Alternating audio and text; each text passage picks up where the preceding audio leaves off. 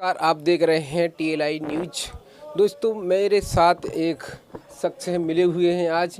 इनसे चर्चा करते हैं क्या करते हैं और क्या रहते हैं, इनका कुछ पूछेंगे। आप सर कहाँ के हैं? मेरा नाम दीपक सैनी है। मैं बीए फर्स्ट ईयर का स्टूडेंट हूँ, पीजी कॉलेज अम्बा। मैं गांव पंडित प्राज निवास करता हूँ। आप अम्बई में रहते हो? हाँ, मेरा हॉल निवास अम्बा है। मैं अम्बई में रहता हूँ। आप PG कॉलेज में पढ़ते हो? आप क्या पढ़ते हो? मैं बीए पॉलिटिकल साइंस है मेरे पास। मैं बीए पॉलिटिकल साइंस से बीए कर रहा हूँ। तो आप ये बताइए कि आप तो बहुत पढ़े लिखे हैं, आप देख रहे होंगे कि अम्बा में हालांकि में जैसे कुछ सुविधाएं हैं, जैसे सरकारी हॉस्पिटल है यहाँ पर। तो हम देखते हैं कि कहीं भी जैसे चोट आ जाए तो कहीं भी जैसे चोट आया है तो थोड़ी बहुत पट्टी कर देते हैं और पहुँचा देते हैं कि जाओ रेफर मोरेना। तो आप ये बताइए कि क्यों बैठे हैं, पढ़े लिखे बैठे हैं डॉक्टर के वैसे, या ये मतलब समझ में नहीं आया। तो उसमें ऐसा है कि डॉक्टरों का दोष नहीं है। डॉक्टर भी कुछ नहीं कर सकते जब तक गवर्नमेंट इसके लिए सक्रिय नहीं हुई। गवर्नमेंट को सक्रिय होना पड़ेगा। उसके लिए यहाँ सुविधाएं उपलब्ध कराना पड़ेगा। हाँ, हालांकि डॉक्टर चाहे तो कर सकते हैं। कोई डॉक्टर ये नहीं चाहता है कि मैं हर डॉक्टर अपना पूर्णतः प्रयास करता है अपना।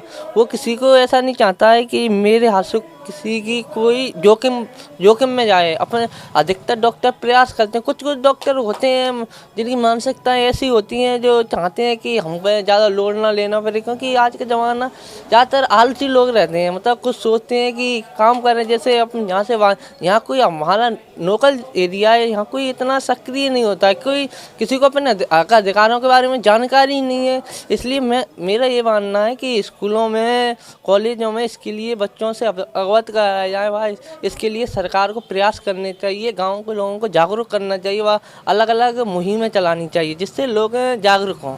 तो पता नहीं कि ये डॉक्टर लोग ये सरकार को नीचा दिखाना चाहते हैं कि कुछ पढ़ा लिखा नहीं होते हैं, दिखाने पता नहीं कि कोई भी काम आओ तो ये पता नहीं कि इनकी दूसरी कहीं दुकान चलती हैं, कुछ समझ में नहीं आ रहा है। नहीं, ऐसा भी अपन कह सकते हैं कि हाँ, ये बहुत बड़ी बात कही आपने कि प्राइवेट करना मतलब डॉक्टरों की प्राइवेट दुकान का उसका भी बहुत असर पड़ता है। क्योंकि वहाँ जाओगे तो वहाँ आपका इलाज फ्री में होगा, बल्कि तुम डॉक्टरों की दुकान पे जाओगे तो उनको फीस दोगे एक्स्ट्रा, और मेडिकल पे दोगे, उससे कमाई होगी। और आपने देखा होगा, आप दवाई कराने गए, मैं खुद गया हूँ अपनी दादी की दवाई कराने, तो वहाँ ऊने दूने पैसे लिए जाते हैं। दवाइयों के नाम पे लोगों को ठगा जाता है। अच्छा, खून टेस्ट कराओगे तो आपको हैंड टू हैंड नहीं मिलेगी, आपको 2 दिन बाद या दूसरे दिन मिलती है, ऐसा हाँ, कुछ? ये भी मानना है। गवर्नमेंट हॉस्पिटल में सारी सुविधाएं होने के बाद प्लस क्वालिफाइड डॉक्टर होने के बाद भी वो इतनी मक्कारी करते हैं, मान लो मक्कारी बोल सकते हैं हम, कि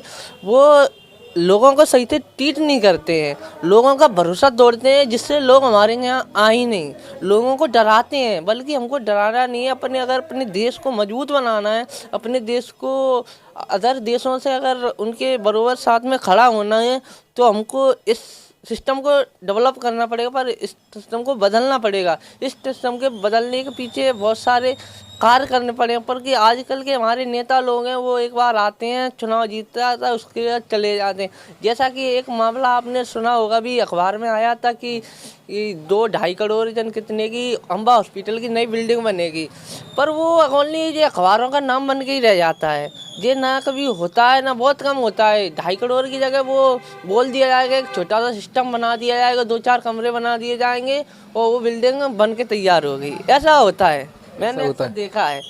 इसमें गवर्नमेंट का काफ़ी कुछ रोल रहता है। गवर्नमेंट चाहे तो बहुत कुछ डेवलप कर सकती है, और वो चाहे, जैसे अदर कंट्री हैं वहाँ पे सिस्टम चलता है, वहाँ लोकतंत्र वहाँ भी चलता है। वहाँ ओनली राष्ट्रपति होता है। अपने यहाँ अलग अलग सरकार होती है, प्रदेश में अलग होती है, ठीक है, पूरे वो अलग होती है। इन सब मुख्यमंत्री होता है, प्रधानमंत्री होता है। ये जिन्होंने ये व्यवस्था बनाई है वो कुछ सोच समझ के ही बनाई होगी। इसलिए मेरी मानना ये है कि इसमें कहीं ना कहीं हमारा भी रोल है और प्रशासन का भी बहुत बड़ा रोल है। तो आप पढ़े लिखे हैं, आप ये बताइए कि आप शिक्षा पर आप क्या कहना चाहते हैं? आप शिक्षा यहाँ की शिक्षा का स्तर हमारे यहाँ बहुत ही दयनीय चल रहा है। शिक्षा के ऊपर कोई कार्य नहीं हो रहा है। यहाँ तक कि प्राइवेट स्कूल अपने मनमाने रुपए झाड़ रहे हैं और शिक्षा की स्थिति बहुत ही दयनीय है। गांव में आपने देखा होगा, अक्सर गए होंगे तो स्कूल ही नहीं लगते हैं, बहुत लगते भी बहुत कम को जाते हैं। बच्चे भी जाते हैं तो बच्चे इतने भयभीत कर दिए जाते हैं कि वो जाने का मन ही नहीं करते हैं। क्यों डराते हैं क्या शिक्षक? ऐसा होता है कि आजकल के बच्चा चाहता है कि थोड़ा बहुत इंटरेस्ट आना चाहिए पढ़ने में, तो क्योंकि इतना तुम्हारा ये है कि नेता कभी चाहता नहीं कि शिक्षा अच्छी हो नेता जाए। ये चाहता नहीं है कि शिक्षा अच्छी हो जाए। अगर शिक्षा अच्छी हो जाएगी तो नेताओं को वोट कौन देगा? अगर आम आदमी अपनी जिम्मेदारी समझ जाएगा, जब आम आदमी अपनी जिम्मेदारी समझ जाए तो नेता को उठा के फेंक देगा। अच्छा, अनपढ़ चाहती है जनता, अनपढ़ रहे। ये राजनीति है चाहती है, राजनीति का दूसरा पहलू ही टिका हुआ है अशिक्षा पर। कि अम्बा में जैसे कोई ये बताते हैं कि कैमरा वगैरह लग रहे हैं, कि वैसे ही अखबार में लगते हैं कि लगे हैं क्या चौराहे पर? जो नॉर्मली काम चल रहा है, प्रशासन काम कर रहा है, पर उतना जल्दी नहीं कर रहा है जितना होना चाहिए। क्योंकि वो ऐसा होता है कि उसमें काम करने की गति बहुत धीमी रहती है, तो तब तक चुनाव वगैरह आ जाते हैं तो ये नाम मात्र के बन के रह जाते हैं। कहीं कहीं लग जाते हैं, कहीं कहीं। तो कैमरा तो हम जब लगाएंगे जब हमारा सिस्टम अच्छा होगा। हमारी सड़कें भी बेकार डली हैं तो एक्सीडेंट तो होना ही है। सड़कें अच्छी नहीं होंगी जब तक कैमरा क्या रोल निभाएगा? चौराहा है उस पर ट्रैफिक पुलिस की व्यवस्था होनी चाहिए, वो नहीं है।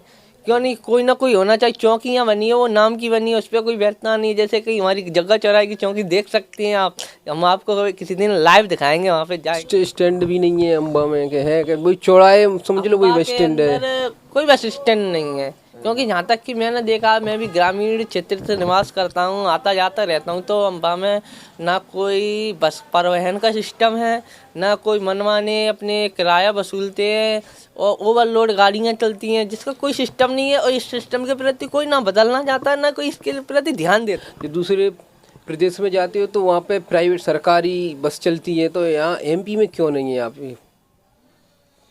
बताया जाता है कि एमपी के, मतलब हमें तो नहीं पता है कि इसके बारे में, पहले चलती थी। इसके बारे में हम नहीं बोल सकते। नहीं है, अपने देश में एजुकेशन का भी हवा बना के रखा गया है। एजुकेशन को भी ढंग से नहीं दिया जाता है। एजुकेशन 18% उस पर जीएसटी और जीएसटी, और प्राइवेट स्कूलों का आपने देखा होगा, मनमाने पैसे वसूलते हैं। और जो अनक्वालिफाइड टीचर पढ़ाते हैं, जो हम जैसे 12th BA करके जाते हैं, वो लोग मतलब स्कूल में पढ़ाते हैं जिनके पास कोई क्वालिफिकेशन नहीं है, कोई कुछ नहीं है। वही तो सिस्टम है कि उसका जूता उसी स्कूल के होना चाहिए, बेल्ट, जो भी टी शर्ट, जो भी सब कुछ उसी स्कूल का होना चाहिए, बैग, जो भी टाई वगैरह सब एक ही स्कूल का होना चाहिए। कि एक ही दुकान पे आपको किताब मिलेगी, ऐसा क्यों है? नहीं, किताबों का तो मानना मेरा ये है कि किताब अपने एमपी में सबसे पहले एनसीईआरटी पे न्यू एजुकेशन 2020 लागू हुई है। उसके अंतर्गत अपने एमपी के अंदर सर्वप्रथम अपने एमपी में लागू हुई है। उसके अंतर्गत एनसीईआरटी को लागू किया गया। वो तो प्राइमरी वाले टीचर होते हैं, उनको उलझा रहे हैं। जो वो नहीं, ऐसा नहीं है। प्राइमरी नहीं, primary, high school, high secondary सभी को उलझा रहते हैं। क्योंकि मैंने देखा है क्या होता है कि आप स्कूल में जाओगे तो एक टीचर होगा, वो हेड होगा, वो बेचारा कुछ, वो उसके नीचे वाले वो चाहते हैं आराम, वो अकेला करता रहता है बेचारा। तो वो भी क्या करे, वो ना स्कूल को देख पाता है ढंग से, ना खुद को देख पाता, ना और सिस्टम को सही कर पाता है। इसलिए हर विभाग, ऐसे प्राइवेट स्कूल में हर विभाग होता है, इस तरह कॉलेज में हर अलग अलग विभाग। वीडियो बहुत बड़ा हो रहा है, इनकी बातें ख़त्म नहीं हो रही हैं, और एक काफ़ी इनसे बातें करेंगे, आपको घंटा 2 घंटे आप बात कर सकते हैं। इनको ज्ञान के भंडार हैं इनके अंदर, और मैं तो बस माफ़ी चाहता हूँ। जय हिंद।